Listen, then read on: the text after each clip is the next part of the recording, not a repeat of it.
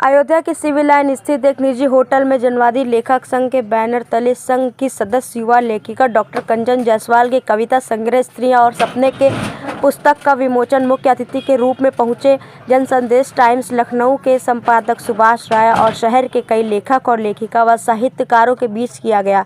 इस पुस्तक में स्त्रियों के साथ साथ मौजूदा हालात पर भी लिखा गया है। जनवादी लेखक संघ के सदस्य सत्यभान सिंह ने बताया कि आज जनवादी लेखक संघ की युवा कवित्री कंचन जायसवाल द्वारा लिखी गई पुस्तक स्त्रियां और सपने का विमोचन किया गया।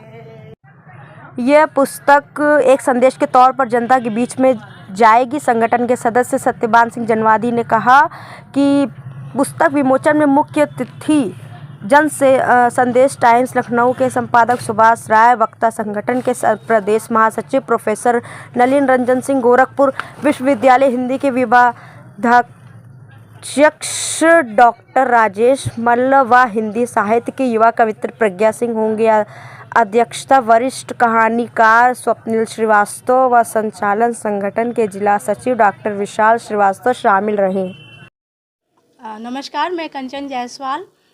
मेरा पहला कविता संग्रह स्त्रियां और सपने का विमोचन हो चुका है और यह पुस्तक स्त्रियां और सपने स्त्रियों को लेकर के जो विचार हैं उनको कविता के रूप में, और इसके अलावा स्त्रियों से भी ज़्यादा ज़रूरी जीवन को लेकर के कविताएं हैं और स्त्री पुरुष संबंधों को लेकर के एक विचार जो कविता के रूप में ढलकर आया है, और वर्तमान राजनीति को लेकर के भी कुछ कविताएं हैं।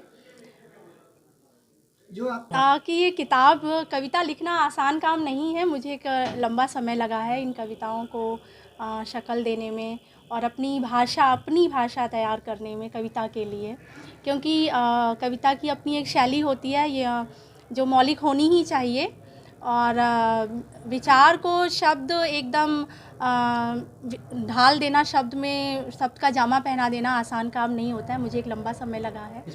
महिलाओं को लेकर के जो पुस्तक का शीर्षक है स्त्रियां और सपने, वही कविता मेरे दिल को बहुत ज़्यादा छूती है।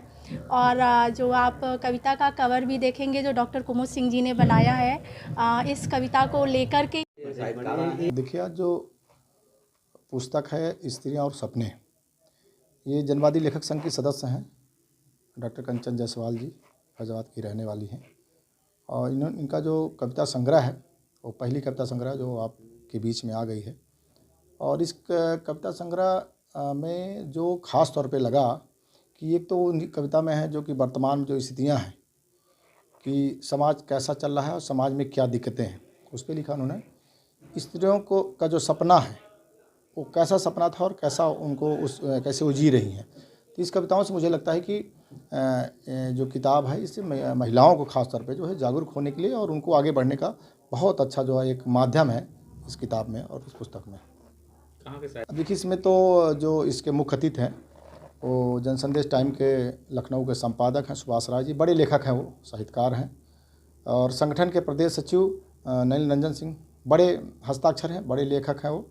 और उनके साथ जो युवा लेखिका हैं प्रज्ञा सिंह, वो हिंदी की बड़ी लेखिका हैं, आजमगढ़ से आई हैं, और उसकी जो अध्यक्षता कर रहे हैं वो डॉक्टर स्वप्निल श्रीवास्तव जी हैं जो बड़े कहानीकार हैं, वरिष्ठ लेखक हैं। आर.डी. आनंद जी हैं जिनकी 75 किताबों ने जो अभी तक 75 किताब लिख चुके हैं, अच्छे लेखक हैं और अच्छे विचारधारा हैं, प्रगतिशील सोच है, उसके माध्यम से आम जनता तक अपनी बातों को ले जाना है। साथ साथ डॉक्टर विशाल श्रीवास्तव जनवादी लेखक संघ के सचिव जिले के वो हैं, और तमाम पूरे ज़िले से अधिकतर ब्लॉकों से हमारे जो युवा साहित्यकार हैं, ख़ासतौर पे जो युवाओं को आगे आना आता साहित्य के माध्यम से, और